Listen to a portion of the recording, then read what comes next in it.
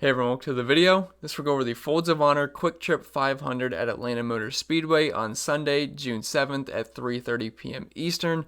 But before we continue, as always, if you guys could just leave a like, and if you're new to the channel, you might as well hit that subscribe button because I'm going to be here all season long trying to help you guys become better NASCAR DFS players. And then when other sports return, I do content for those as well. So if you're new to the channel, hit that subscribe button and hit that notification bell so you don't miss out whenever I post new content. And also, looking at my YouTube analytics, I know that 62% of the people watching these videos are not subscribed to the channel yet. So hopefully, if you take the time out of your day to hit that subscribe button, I really would appreciate it. And if you want to follow me over on Twitter, I'm at ChrisPennell16. I'm over like 1,100 followers now, which is cool. So I do appreciate all the new followers on Twitter. I try to retweet and tweet out as much important information that I can. And you can also just hit me up on Twitter as well. You can follow me on IG at CPenn16. And if you want to support my content over on Patreon, it's always much appreciated. I put a lot of extra work on Patreon. I'm over about 200 patrons now, which is absolutely awesome. So I do appreciate all the new support on the channel. I'm glad you guys like the NASCAR content. But you get access to a lot of extra stuff. I do a preview for you guys on YouTube every single race, but I do go a lot more in-depth on my Patreon. This is more of my just first thoughts on the slate, and then you get my more polished thoughts on Patreon. So if you do want to support me over on there, you hit the link in the description below, and it'll take you to a page that looks like this. And this is just my Patreon join page, so you get access to my entire NASCAR model, my cheat sheet, my data sheet, which I do preview for you guys on YouTube. There's a lot of extra stuff I keep hidden for my Patreon members, my Discord chat where you can ask me all the questions you want at any time of the day or just hang out, my projections, my core plays, my weekly article, which is actually posted right now, my tier rankings, my GPP exposure, so you know exactly where my money's going. I can't be more transparent than that. And you get access to my power rankings as well, which is a statistical-based method of ranking drivers. So if you guys are interested, it's much appreciated. Hit that link in the description below. And if you're not, whatever, let's just go on to the actual video. And before I continue, I always forget to say this, but we're going to be doing a live stream on Sunday, I believe around 11 a.m. Eastern time, so that could change, but I will tweet it out on Sunday morning so you guys know exactly when. But I'm thinking it's going to be on Sunday at 11 a.m. because I'm pretty sure locks at 3:30, so that gives us a few hours to go over everything and have the video uploaded in time for people to watch it on playback. I know that's not the best time for people on the West Coast. I apologize, but it's the best I can do. So anyway, just a preview of this race. This is the Folds of Honor QuikTrip 500 at Atlanta Motor Speedway. There's your outline of the track. It's a large oval which has very high tire wear, so make sure to keep an eye on that. And tracks that would most compare to that would be Fontana, Chicagoland, and Homestead. And it's 1.5 miles in length, so it's just your typical 1.5 mile track, but it's a little bit different. Just, you know, every track's got its own little quirks to it. We have 325 laps, so it's actually a pretty long race, even though it's a 1.5 mile track. I know it's not 500 laps like last time, but it's about double the length of the actual race, so it's going to be long. And we have 243.75 Dominator points available, which means there's going to be a pretty good emphasis on Dominators. We don't need 3 to 4 like we did at Bristol, but 2 to 3 Dominators per lineup is probably a really smart way to go looking at previous optimal lineups at Atlanta. So that's pretty much going to be it for the preview. I think we can probably go driver by driver now. Okay, so first let me say before we go over any drivers, this pricing is pretty insane this week. We got Erik Jones cheaper than Daniel Suarez. We got Keselowski at 8,900. This pricing just does not make sense. I don't know how they decided this pricing. I don't get it at all, but it should be a pretty fun week. I am looking forward to it. It's pretty fun building lineups. I already was messing around with it because I usually post my video like as soon as salaries came out, but it came out like at 9:30 last night. I didn't want to rush a video, post a video at 12 in the morning, so figured I'd just wait and do it in the morning. So I have had a little bit more time than usual to look over this slate, and I just gotta say this pricing's pretty fun. So you can pretty much do whatever you want with your lineups, and it looks pretty solid. So anyway, let's start up top. We have Kevin Harvick at 11,700. I was hoping they'd price him down just because he's starting 9th, which is, if anyone's starting in the top 10, they just like to price them all the way down for some reason. But they did not price down Kevin Harvick, and I get it. The guy's an absolute monster at Atlanta. Like, he owns this track. No one is as good as Kevin Harvick at Atlanta. If you're just looking at the numbers here, it's going to be all dark green bars. That's just because that's how good he is at Atlanta. And I know it's a really hefty price tag, but he is certainly worth it. And you can easily fit him in with another Dominator because we have guys like Keselowski at 8,900. You have Blaney at 8,500. You got Alex Bowman at 9,100. You got Chase Elliott, who's going to be the chalk of all chalk, at 9,900 on the pole. You have Truex at 9,600. You can easily fit him in with the second Dominator. Easily. So I mean, Kevin Harvick, he's really expensive, but I expect him to be really popular, and it's for good reason. He's past 6 races at Atlanta, he's averaging 106.4 DraftKings points per race. 106, that's nearly double the entire field. Actually, I think it is double the entire field. I mean, because I'm not going to take in Kenseth to account because those numbers, you just kind of got to throw them out the door. So yeah, he's pretty much double the field in average DraftKings points per race. He's got an average finish of 6.8 here, average running position of 2.9. 2.9, that's amazing. Like, just 2.9 of an average running position over the course of 6 races is almost unheard of, and it's probably the best number we're going to see all season. I don't know everyone's average running position at every single track, but I'm pretty sure this might be the best one we see all season over the course of past 6 races. He's got an average drive rating of 132.8, has a win, 3 top 5s, averaging 160 laps led per the past 6 races. I mean, I would get that number if it was like the past 2 races, if someone went off one race, but the past 6 races, that's absolutely insane. Averaging 60.8 fast laps. We know how good he is at 1.5 mile tracks. I don't need to read you this guy's numbers. You get the idea of how good Kevin Harvick is at 1.5 mile tracks. In Atlanta, if we're looking at current momentum this season, I extended it to the entire season besides Daytona because I kept stumbling up on how many races I was actually looking back. So we're just looking at full season stats right now.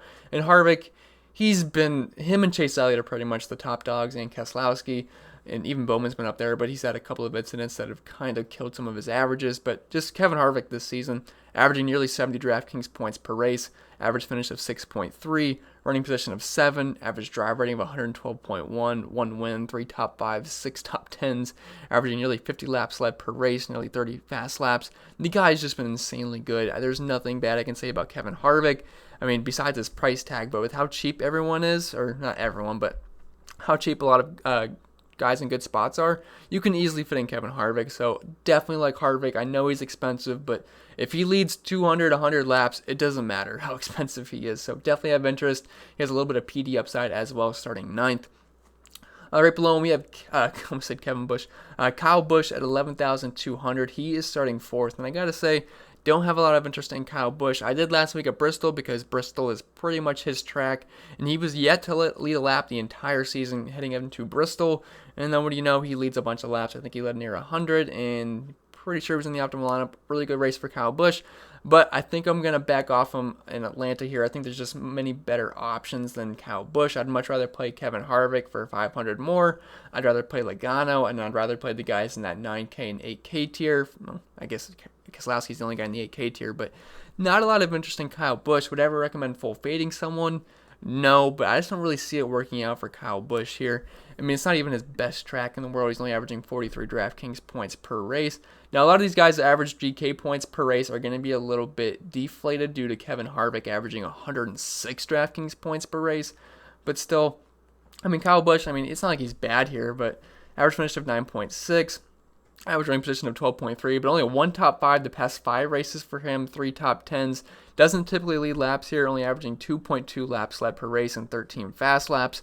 At 1.5 mile tracks, he's obviously very, very good. The past 10 races at these, he has 6 top 5s, no wins, but obviously these numbers are going to be very strong. But Atlanta specifically, not one of his best tracks in the world, and I really don't see a scenario where he's going to dominate this race over guys like I think Chase Elliott's going to be leading the like a really good portion of the early part of this race. He's starting on the pole. Then you got Joey Logano starting 3rd, who's also very strong at Atlanta. You got Keselowski starting 6th, and you got Kevin Harvick starting 9th. These are guys I think are probably going to lead the 2nd or 3rd portion of this race. So not a lot of interest in Kyle Busch for me. If you're looking at current momentum this season, he does have 5 top 5s, no wins yet, only averaging 12.5 laps led per race, and I mean that was at 0 before the Bristol race. So I don't have a lot of interest in Kyle Busch. I mean, you don't have to full fade him, but I think there's a slim chance that he ends up in the optimal this week. I'd much rather play Kevin Harvick, which, I mean, he just destroys this track. Denny Hamlin at 10,800. Another guy I don't really have too much interest in. Atlanta has not been a very good track for Denny Hamlin. He's only averaging 25.5 DraftKings points per race. Average finish of 18.3.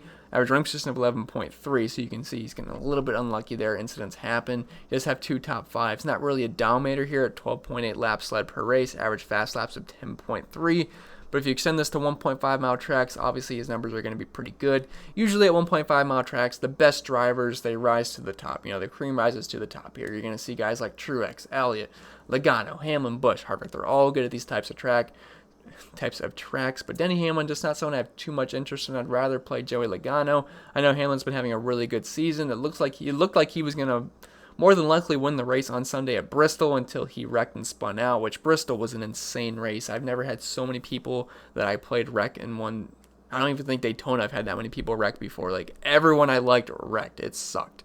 and I was my two heaviest dominators besides Keselowski were Chase Elliott and Joey Logano, and it was looking pretty good at the end. They were first and second, then they wreck each other out. So it was unfortunate turn of events there for Bristol, but hopefully you guys survived those wrecks because that was insane. I actually had a guy in Discord win, I think it was like $13,000. So I mean, he survived the wrecks. It worked out very, very well for him. But anyway, getting sidetracked. For Denny Hamlin, I mean, he's fine. He's starting 10th. He gets some PD upside, but I just don't really think he's going to dominate this race. Now, he has looked pretty good this season, so it's possible, but it's just not someone I can expect to have too much ownership. I don't think he's going to grade out that well in projections either. So Denny Hamlin, he's on the outside looking in for me being high up in ownership for me. I don't think he's going to be high owned in the slate, and don't really see myself having too much. Joey Logano, he's 10,500 starting third. Now, he's someone I certainly have interest in. He's been pretty good at Atlanta. He's really good at 1.5 mile tracks. He's had a great season so far. He was almost going to win that race on Sunday at Bristol until Chase Elliott got into him. So that was another mess. But it's been a good track for him. He's averaging 51.5 Draftkings points per race here. Average finish of 10.8.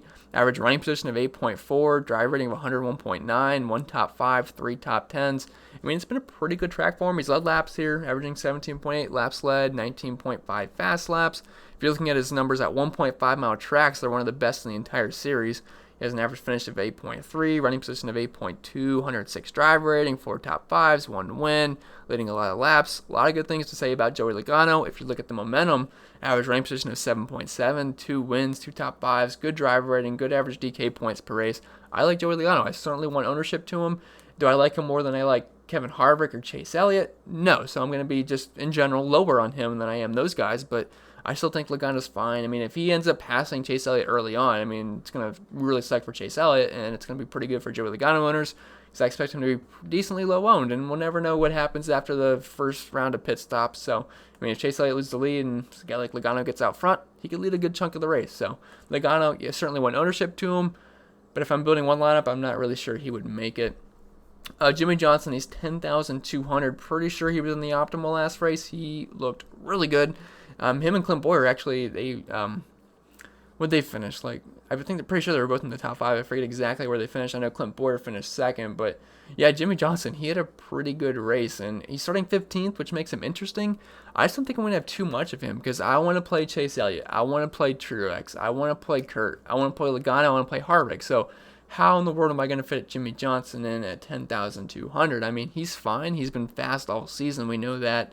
I mean, he's shown extreme, what's the word I'm looking for? He's shown a lot of speed so far this season. Chevy has looked great. Hendrick Motorsports has looked great. And this is also a really, really good track for Jimmie Johnson. 3 out of the past 6 races here, he's been in the top 5. He has 2 wins. He's got an average finish of 12.7. It's just, I don't really see him dominating. He's averaging 24.3 laps led per race here, 14.5 fast laps. He's been fast. 1.5 mile tracks, it's a little bit lower than he is at Atlanta the past 10 races, which is usually more recent data, which we know Jimmie Johnson hasn't been as good as he has in past years, but this season he's kind of having a resurgence of how good Chevys have been. He has 2 top 5s here the past 10 races at 1.5 mile tracks, or large ovals in general, not specifically 1.5 mile tracks. Average running position of 15.4, only averaging 32 DraftKings points per race. If you're looking at current momentum this season, he's got an average running position of 12.7, but 3 top 5s, 5 top 10s. He's fine. I think he could potentially crack the top 5, more likely the top 10, but I just don't see him dominating. I mean, I can get a guy like Chase Elliott and Truex, who I think are way more likely to dominate at lower price points. I just don't see myself having too much Jimmie Johnson, if that makes sense. Chase Elliott starting off this 9K tier. He's 9,900 starting first, and this is just a simple mispricing. The fastest car of the season is starting on the pole, which means he has the best chance to, or the easiest path to dominating. And DraftKings priced him 9,900. I don't get it. They priced Keselowski in the pole at a 500 lap race at 9,100 last race, and now they're pricing the best car this season at 9,900 on the pole for a 325 lap race. So I don't get it. He's going to be extremely, extremely popular, and it's for a good reason. He's Chase Elliott. He's first in average green flag speed this season, and it's not even really that close. He's like an average of 4.9 with Keselowski in second at 8.3, I think. Like, he has just been so fast every single race. Like, every single race, he is up front contending for the win, and then something bad happens to him at some point, half the races. So he's just been so good this season, and I don't see a reason why we would get away from him. Now, he hasn't been a lap leader at Atlanta yet, but that's pretty much going to change here. He's starting on the pole. I don't think Aric Almirola is going to beat him out in the restart. I know he's got Logano behind him. He's got some other good cars like Keselowski and Kyle Busch. But Chase Elliott, man, I think he has a good chance of hitting this optimal as long as he leads a good portion of stage 1. And honestly, he could lead a majority of this race, and I would not be surprised. He's got an average finish here of 10.5. Only one top 5, but he only has 4 career races here. And he's just been so good this season. I know he's not going to have any place differential upside, but he has shown ability to move through the field here. Average PD of 10.5, which is actually very good. But we're not looking for PD of Chase Elliott. We're looking for dominator points, which is certainly more than likely going to happen here. 1.5 mile tracks, obviously he's been great the past 10 races. He has 5 top 5s. He has a win. All these numbers are going to be pretty good. What impresses me the most with Chase Elliott is his current momentum this season. He's averaging 53.8 DraftKings points per race, average running position of 7.4, which is second best only behind Kevin Harvick. Second best driver rating of 111.2, 4 top 5s, 1 win, 5 top 10s, averaging 43.1 laps led per race, averaging 29.8 fast laps, which is tied with Kevin Harvick for the most. There's nothing bad I can say about Chase Elliott. If I'm playing cash games, I'm plugging him in as my first dominator. If I'm playing single entry tournaments, he's the first guy I'm plugging in as my first dominator. So there's nothing bad I can say about Chase Elliott. He's an amazing play. He is underpriced, and he's really good. So yeah, Chase Elliott, good play. Martin Truex Jr., 9,600, starting 11th. This is another really good play who is underpriced. Both of these guys should probably be around 11K. Like, I don't understand the pricing here. Like, Martin Truex, he should be more expensive than Chase Elliott just based off of how DraftKings prices their place differential guys. So I don't understand really the bargain we're getting with Martin Truex. I know he wrecked out of the last race, but I mean, at a 1.5 mile track, I'm getting Truex below 10K. So sign me up. I will certainly buy the Truex dip. And past 6 races at Atlanta, he's actually been in the optimal 3 out of the past 4 years at Atlanta. So is Kevin Harvick. I forgot to mention that. But Truex has been really good here. He's got 2 top 5s the past 6 races here, 5 top 10s. He's pretty much a lock for positive PD. He's got an average finish of 8.5, average running position of 8.2. Hasn't been leading as many laps really here recently, but I mean, he's just so good at 1.5 mile tracks. If we look at his past 10 races at these, he's averaging 62.2 DraftKings points per race, which is more than anybody in the field. Average finish of 7.8, 1 win, 3 top 5s, 8 top 10s, good drive rating. Everything checks out for Martin Truex. He leads a lot of laps. He's actually averaging 8.2 place differential spots per race, which is most in the entire field. And if you look at current momentum this season, it's not going to be as pretty. He has no top 5s, only 3 top 10s. But he did get to a slow start to this season. Then he wrecked out in one of the races when he was pretty much up front. So getting a little bit unlucky, but he's got an average running position of 10.2. I like Martin Truex Jr. a lot. Definitely someone I have a lot of interest in. If you want to throw him in as your second or third dominator, I totally get it. And he offers you some PD upside as well at a fair price. So Martin Truex Jr. certainly have a ton of interest, and I think most people will too. I expect him to definitely carry some ownership. All right, so next guy is Kurt Busch at 9,400. And I was really hoping he would come in a lot cheaper, hopefully in that like 8K tier. Certainly wasn't the case. He is 9,400, and I still have interest, but he's more of a GPP option. Like, I'd much rather pay the extra 200 for Martin Truex Jr. because I think he's way more likely to dominate this race than Kurt Busch is. But Kurt Busch can still contend for a top 5. This has been a very good track for Kurt Busch. He actually has the second best average finish here of 7. Average running position of 7.4, which I also believe is second best. He's got 2 top 5s, 4 top 10s. I mean, he's pretty much a lock for positive PD upside. And he's actually been leading a lot of laps, too. He's second in most laps led per race here. If you throw out Matt Kenseth's numbers, he's got an average fast laps of 8.6. Now, he did start in the pole 1 race, which will skew those numbers a little bit. I don't think he's going to move to the field here and dominate, but I certainly think he can contend for a top 5. And he's just been getting solid finish after solid finish this season, and he's been very fast, too. We know he's got that Chevy speed. And before Bristol, he was 6th in average green flag speed, and that dropped like a rock due to Ricky Stenhouse Jr. taking off the back half of his car, and he was running slow all day. Somehow he finished, 6th or 7th? It was insane. I don't know how he finished in the top 10. It seemed like he was in 20th 2 laps down with 5 laps to go, so I'm not sure what happened. But he ended up getting in the lead lap and getting a top 10, which was insane. But he's been pretty good at these intermediate tracks. He's got an average finish of 9.5 the past 10 races here. Average rank position of 10. Does have a win. 5 top 5, so 50% of the time he's been in the top 5 the past 10 races at large ovals, 7 top 10s, so I think Kurt Busch is a fine tournament play. Not someone I'm going to play in cash games because of his price tag. It makes him hard to fit guys like Martin Truex and Chase Elliott, so it'll be lower on him than I would just those guys in general because of his price tag.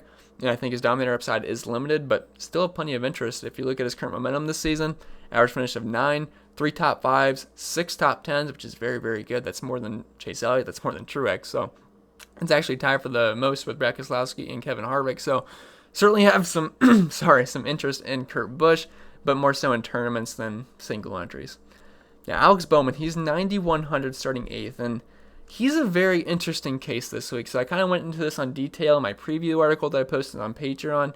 But he's interesting. His track history here is awful. Okay, there's no getting around that. He's got an average finish of 23.3, average running position of 24.9, average driver rating of 57.9, and 1 top 20, no laps led. It's been pretty rough for Alex Bowman here at Atlanta. But this season, Alex Bowman has taken a step forward. He has just been great this season. I mean, he's been one of the fastest cars. He's 3rd in average green flag speed, only behind Chase Elliott and Brad Keselowski, and he's been really good at large ovals. So if we're willing to look past his Atlanta numbers, which I am, he crushes large ovals the past 10 races. He's averaging 55 Draftkings points per race, average finish of 11.3, average running position of 10.1, one of the best drive ratings of 103.9, 2 wins, 3 top 5s, averaging the most laps led at 43.9, 22.9 fast laps.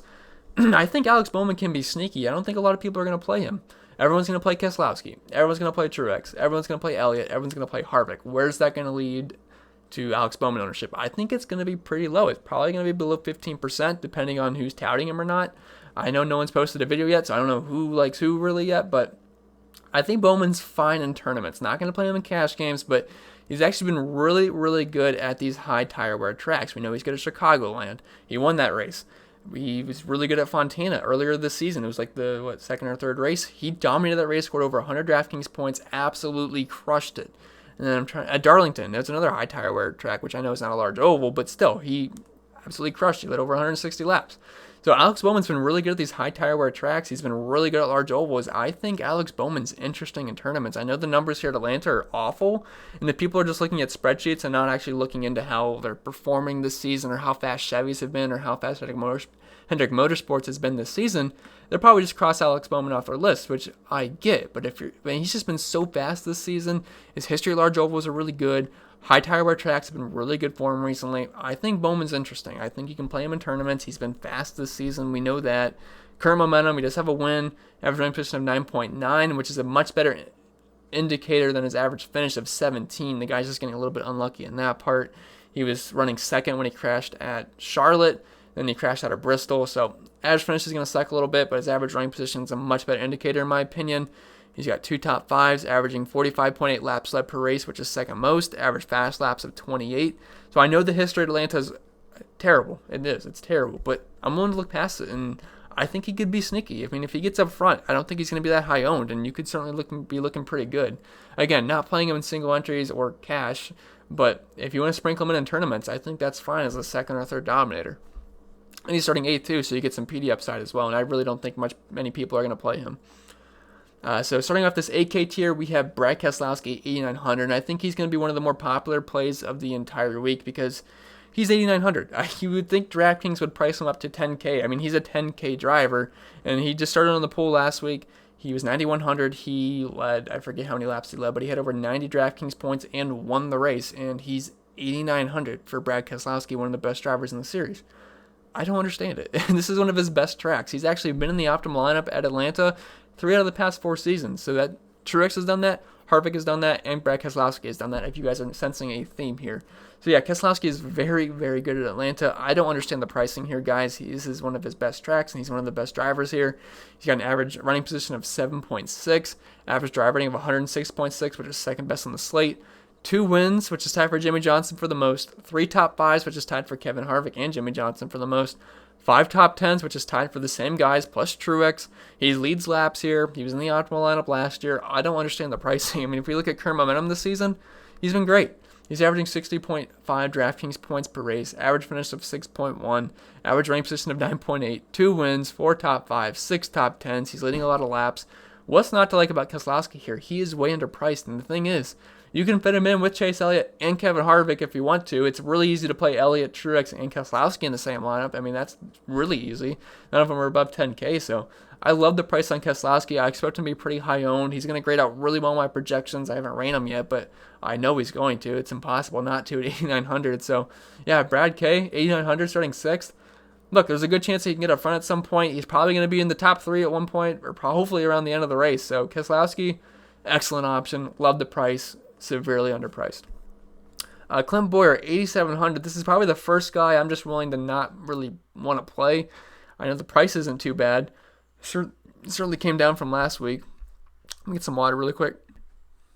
All right, so I forget exactly what I was saying, but Clint Boyer, I'm not really that interested in Clint Boyer. He's starting 5th. I had a lot of interest last week because he crushes Bristol, and he was starting 23rd, if I remember correctly, and he ended up finishing 2nd. But starting 5th here, I don't expect him to lead a lot of laps. I don't really expect him to stay in the top 5 long.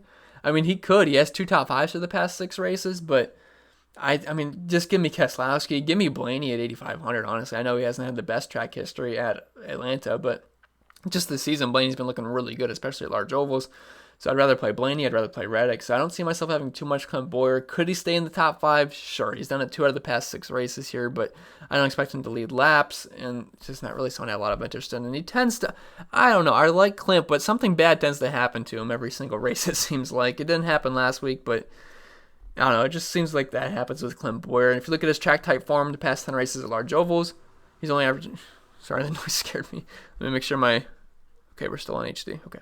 So, yeah, past 10 races here, not here, but at large ovals, only averaging 13.7 DraftKings points per race, average finish of 23.7, average running position of 19.6, no top 5s, 2 top 10s. It's not been that pretty for Clint Boyer, averaging negative 10.1 place differential spots per race. I mean, this season hasn't been too bad for Clint Boyer. He's had a couple of strong races, but starting 5th, I think the upsides are really limited, and I think there's guys that are cheaper than him that have better chances of outscoring him, to be honest. So, not too interested in Clint Boyer. Ryan Blaney, 8,500. He just keeps on being too cheap. Like, this guy's a 9K plus driver. He's really, really good. I mean, the past 3 races have been really strong for Ryan Blaney. I know the end result wasn't really good at Bristol, but he had one of the best cars. He was up front. I mean, honestly, he probably had, I don't know, top 3 fast car. I mean, him, Chase Elliott, they were all fast, but Ryan Blaney looked really good early on. He was leading a bunch of laps, and then he wrecked, which happened twice at Bristol when he was up front. So bad luck continues for Ryan Blaney this season. I mean, he's been having a really good, bad season. Like, he's had a fast car, it seems like almost every single week, and then something bad happens to him. But yeah, Ryan Blaney is too cheap, starting 7th. I mean, I know the PD upside really isn't there, but he could finish in the top 5. He's been really, really fast at large ovals this season. If you're just looking at average green flag speed, he's been fast this year. So I think he's fine. He's sneaky. I don't think a lot of people are going to be on him because of that limited PD upside, and his track history at Atlanta is not that good. But I still think he's fine. If you look at his numbers at large ovals the past 10 races, pretty good. Averaging 43.7 DraftKings points per race. Average running position of 9.1, which is tied for second best with Martin Truex Jr. only behind Joey Logano. He's got 2 top 5s, 5 top 10s, averaging 15.8 fast laps, which is actually up there. It's more than Chase Elliott. It's more than Kurt Busch. It's more than Logano and Hamlin. So he's had a fast car at large ovals. This season, the momentum's not going to look as pretty due to the fact he keeps getting bad luck. But he got 2 top 5s, average running position of 14.1, 93.5 driver rating. He's interesting in tournaments. Certainly wouldn't play him in cash, but in tournaments, if you want to sprinkle him in as a high finish guy or just a third dominator, I don't mind it. All right, Tyler Reddick at 8,300, starting 24th. I think he's going to be decently popular this week because there's a lot of PD upside for Tyler Reddick. I know he screwed our lineups last week at Bristol because I think he was part of that Ricky Stenhouse big one that happened. But, I mean, overall, he's been having a really good season. Now, we don't have any track history at Atlanta in the Cup Series, obviously, but, I mean, he's had a really good track record at large oval so far in his Cup career, which is only 3 races, but it's all we can go off of. So he has an average running position of 12.2 and an average finish of 11.3 at these. That's pretty good. He has a top 10, 3 top 15s. I like his chances of contending for a top 10. He's just been having a really fast car all season. He's having a really strong season. He drives anything. He looks like anything but a rookie is what I'm trying to say. Like, he's having a really good season.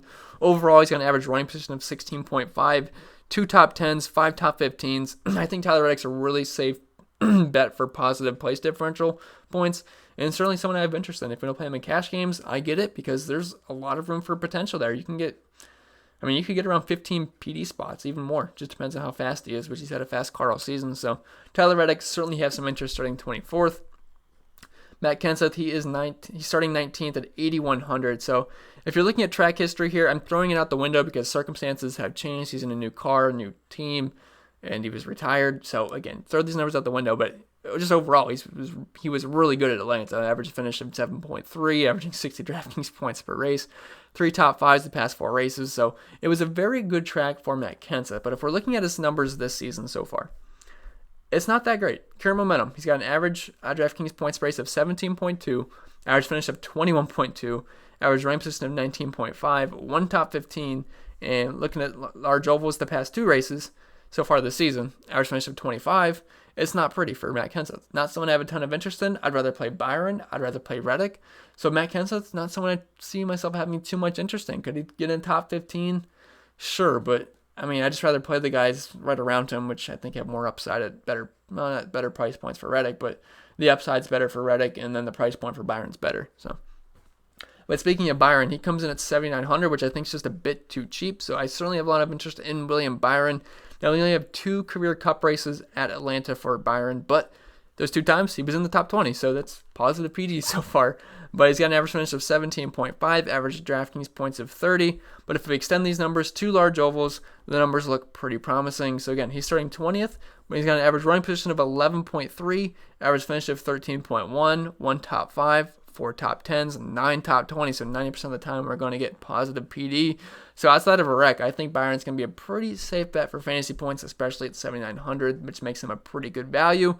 And so far this season, he's had a fast car. Hendrick Motorsports, Chevy, you guys get the idea. They've been fast all season. And Byron at large ovals has been very fast. I think I was looking at the numbers, and they said he was 1st, 4th, 16th, and I want to say 1st. So he's been very, very fast at large ovals so far this season.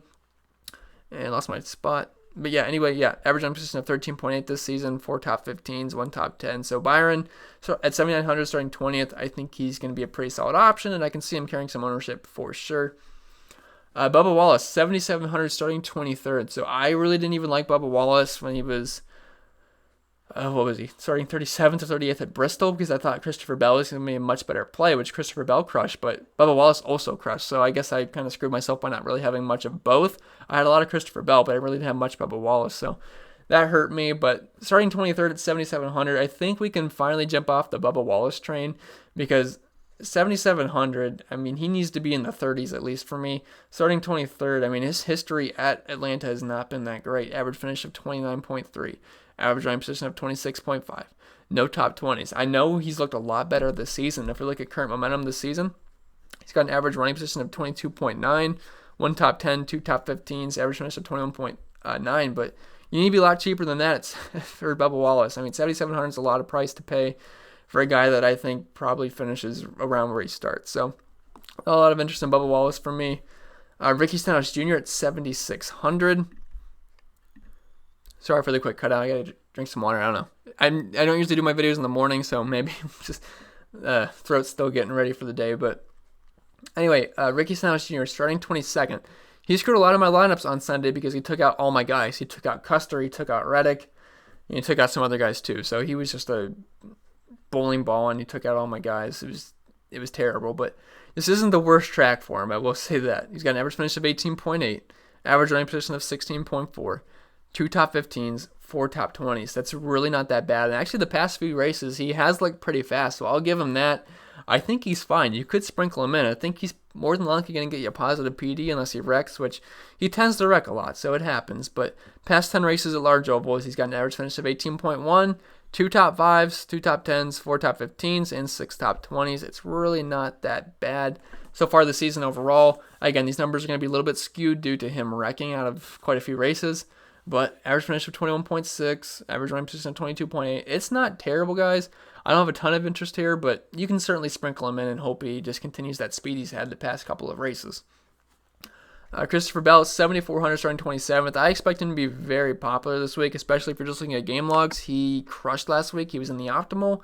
And I know he had a terrible start to the season, but he's been steadily improving on that. He's been looking very strong, and starting 27th, he's cheaper than Bubba Wallace, he's cheaper than Stenhouse, which doesn't really make too much sense to me, and he's only 200 more than MDB, starting 27th, so I think Christopher Bell is a really good option. Obviously, we have no career Cup starts at Atlanta, so if we're just looking at his numbers at large ovals this season, he's got 3 races, he's got an average running position of 20.6, which isn't great, but again, that was earlier on in the season. He was really struggling at these, but well, I think he's only has 3 races, but he's really struggling in the early portion of the season. And he's been looking a lot stronger recently. If you're looking at his current momentum, he has 3 top 15s now, which most of those came early, not early, but recently. He has a top 10 average running position of 20.5, which is 7 PD spots, but I think he can contend for a top 15 if we're being honest. So Christopher Bell, I think he's a pretty solid option starting 27th. And Matthew DiBenedetto, 7,200 starting 21st. So if you're looking at his history at Atlanta, it's not that good. He's got an average finish of 28.5, average running position of 29, no top 15s, no top 20s, no lap sled, nothing. It's been terrible for MDB.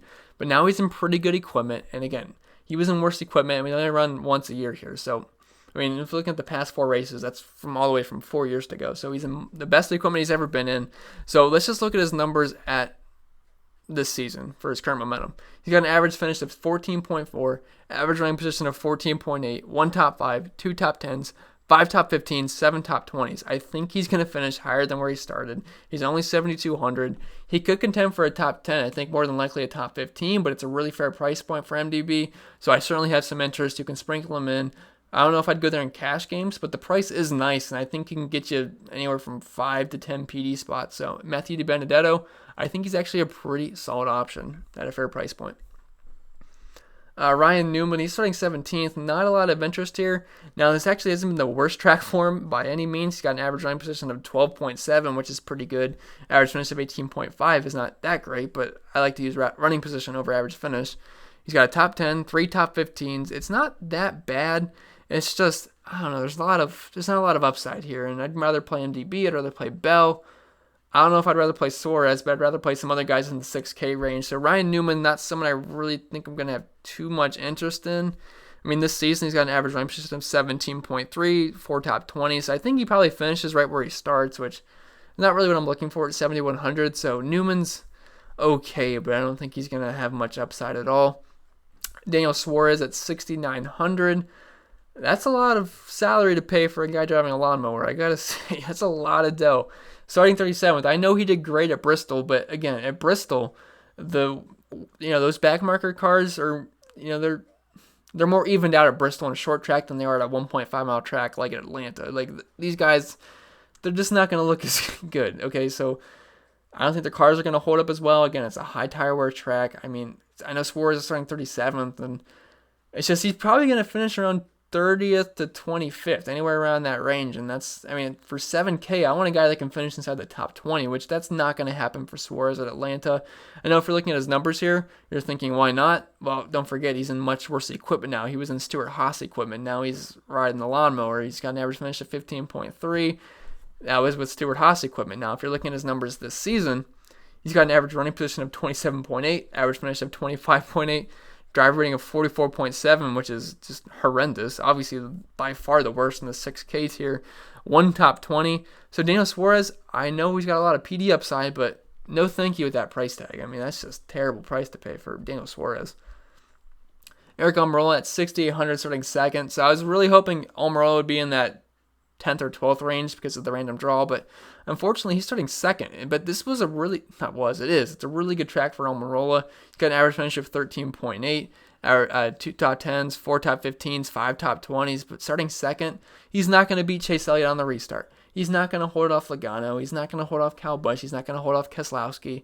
He's just going to fall back. I think he probably finishes outside the top 10. So Aric Almirola is not someone I really have interest in. He's had a good card this season. It is a good track for him, but that's just, starting second, there is no upside. And Erik Jones is 6,600, priced below him, which has much more upside. So pass on Almirola for me. But Erik Jones, one of my favorite plays on the slate because he is 6,600. What is this price tag? I thought it was hilarious when I saw this price tag. So when I first saw the pricing was released, I just glanced through the slate and I didn't even notice Erik Jones was 6,600.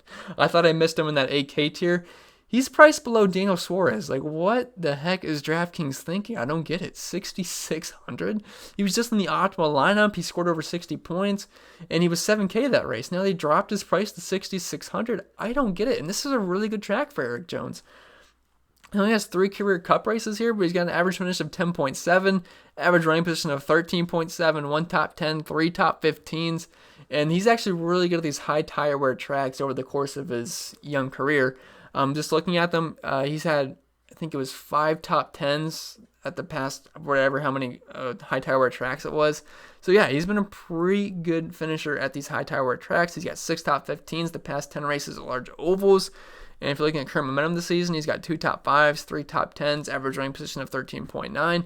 This is a joke of a price. He's got the most upside by far of anyone in this tier. And honestly, you'd have one of the highest upsides of anyone in the 7K tier. So Erik Jones is an excellent play. He was the highest owned driver last Sunday at Bristol. Yeah, he was. I think he was at 45%. And it wouldn't surprise me again if he's in the top 3 in ownership, because he is 6,600 and he's like an 8 to 9K kind of driver. So buy the dip on Erik Jones. I don't know why DraftKings is pricing him this low. I know he's starting 14th, but the guy could contend for a top 5, top 10 at the end of the day. So Erik Jones, certainly have some interest in him. Austin Dillon, he's at 6,400. He's okay. It's just not a lot of interest here. Average running position of Atlanta of 20.1, 2 top 15s. It's not terrible. He's only averaging 12.6 DraftKings points per race. Looking at his past 10 races at large ovals, he's got an average running position of 15.2, which is really not that bad. Average finish of 19.8, 4 top 15s. I think he's probably going to finish right around where he starts. This season, he's got an average running position of 16.1, average finish of 15.5, just have 3 top 10s. If you want to play him, I think it's a fine price point at 6,400. I'd much rather play Erik Jones at 6,600, but if you want to play Dillon, hope he finishes right around where he starts, starting 16th.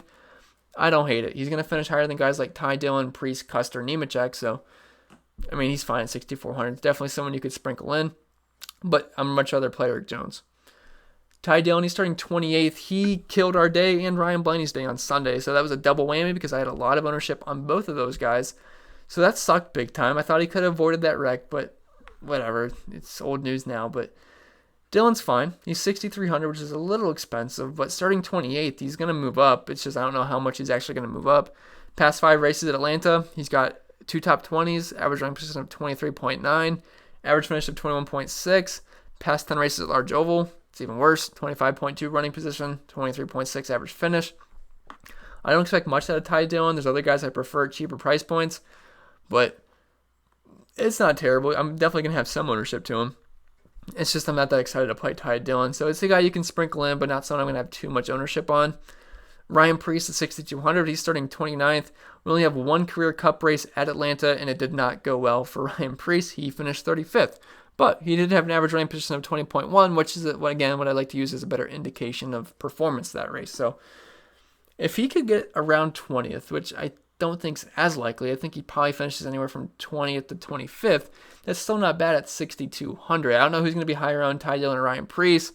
If people are looking at game logs, they're probably going to go with Ryan Priest because he had a great day last race, a great day on Sunday, I should say. I think he was in the optimal lineup. I think he finished 12th, which is really, really good because he started, 33rd? So yeah, Priest, he's fine. If you're looking at his past 10 races at large ovals, it's not great. He's got an average running position of 22.8, average finish of 22.4, but that's better than Ty Dillon. Does have a top 10, 2 top 15s, 2 top 20s. This season, average finish of 25.4, average running position of 23.4. I mean, these numbers aren't great. It's just I'm not excited about playing him. I'd rather play Custer, which we'll talk about in a second, but you can sprinkle these guys in. They're fine. But Cole Custer, 6,100. I expect him to be one of the higher-owned guys on the slate because, look, we're going to all want to play Harvick, Truex, Elliott, all those guys. So we got to dumpster dive a little bit. So Cole Custer, 6,100 starting 31st. He's in a much better car than Priest, much better car than Dillon. I guess Nemechek too, although Nemechek's been doing really well. But Cole Custer's in Stewart-Haas equipment, so we know he's in the top-tier equipment. And look, this season at 3 career cup races at large ovals, average finish of 16.3. That's if you cut 31 and a half. So if we can get 15 positive place differential points, that's going to be looking pretty good. He's got an average running position of 20.8, averaging 30 DraftKings points per race. This season, he's got an average running position of 22.1, average finish of 20.6, has a top 10, 2 top 15s, 5 top 20s. So I think Custer is actually a really strong play and certainly someone I'm looking to play. If I was building one lineup, if I could make my cheap guy Cole Custer, I would have no complaints about that. I think Custer is actually a really solid option. I'm sorry if my voice is getting a little raspy. I don't know what it is, but it's rough right now.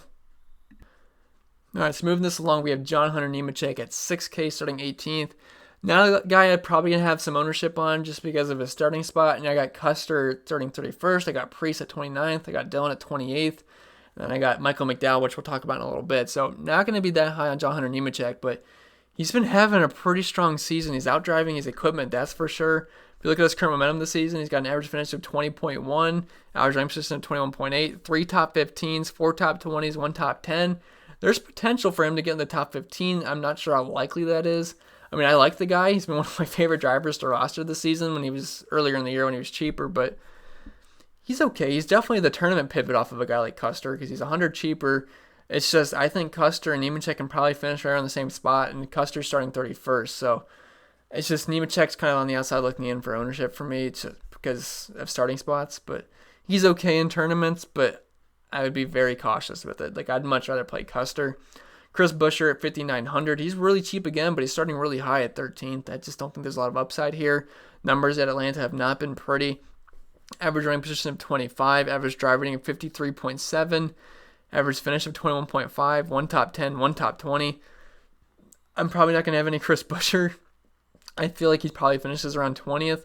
If you're looking at his numbers at large ovals, the past 10 races, they're actually not that bad. Average finish of 14.5, 5 top 15s, 1 top 10, 9 top 20s, and 7.2 PD spots per race. But starting 13th, it's a tough spot for him. Like I'd rather play Custer, and I know it's a little bit of a price difference, but it's not that much. But I mean, you can play him and hope he finishes inside the top 15. And if he does that at 5,900, he'll pay off his price tag. It's just the upside is very limited. So it's a tournament option only, and not one I'm that excited about. Corey LaJoie, 5,700, starting 25th. Not really that interested. 2 cup races here. Average running position of 32.9. There's better options. Not that interested in Corey LaJoie. Sorensen's starting dead last. I don't hate it. I'd rather play McDowell 5,200, but he is dead last. Now, he's in awful equipment. He's not going to finish inside the top 30 more than likely, but he does have an average finish here of 30, which would be 10 positive PD spots. And he's got an average running position of 32. And if you look at current season statistics, he's got an average finish of 32.3 and 33.5 in the average running position. It's not pretty numbers, but he's starting dead last, so it's okay. I wouldn't, if you want to play Reed Sorensen in some lineups, I wouldn't fault you for it. He's probably going to move up unless he wrecks early on, which is certainly a possibility. But Sorensen's okay. He's starting dead last. It's okay. McLeod, I don't know. I just really never recommend playing McLeod. He's starting 39th. It's not terrible. You can play him. It's just, it's BJ McLeod. Timmy Hill starting 38th. That's fine too. I mean, 33.3 average finish. These guys are probably going to move around a couple spots. It's just the upside's very limited. But if there's anyone I want to play in this tier, it's Michael McDowell starting 36. He's 5,200, and I don't get it. He had a really good race at Bristol when he was 4,900, I think. And now he's starting 36, and he's 5,200. I know this is not a good track for him. I know he's not that good of a driver, but 5,200, he's priced below Timmy Hill, McLeod, and Sorensen, which I just don't get. He's not that bad. He shouldn't be priced below guys like Garrett Smithley. He's not priced below Garrett Smithley. He shouldn't be priced below guys like Timmy Hill, BJ McLeod. So, yeah, I don't really get the pricing here. He's got an average running position of 30.7, which isn't great. But again, he's 5,200. He doesn't have to be great. If you're looking at his numbers, the past 10 races at large ovals, he's got an average running position of 23.5, average finish of 23.1, 1 top 20. And so far this season, he's got an average finish of 21.5. So I think McDowell's fine. He's got 4 top 20s. If there's anyone I want to play in this 5K range, it's going to be Michael McDowell. And then everyone else after this, it's pretty much just good luck because I don't want to really play any of these guys. So Michael McDowell's going to be the only guy I'm going to talk about. Brennan Poole, maybe because he's not complete trash. But, I mean, just give me McDowell. So it's pretty much as low as I'm going to go, and that's pretty much going to be it for this video. I think we went through everything. So if you made it all the way to the end, let me know in the comments. If you did, that's pretty impressive. I'm not sure if I'd even make it to the end. It's a long video, but I do appreciate you guys watching. If you're new to the channel, make sure you hit that subscribe button. Follow me on Twitter if you want. Follow me on Instagram. If you want to support me over on Patreon, it's much appreciated. It's the beginning of the month, so it's best time to do it. And yeah, that's pretty much going to be it. Hopefully some other sports come back soon and I can cover those. And yeah, thanks for watching. See you in the next one. And live stream on Sunday around 11 probably.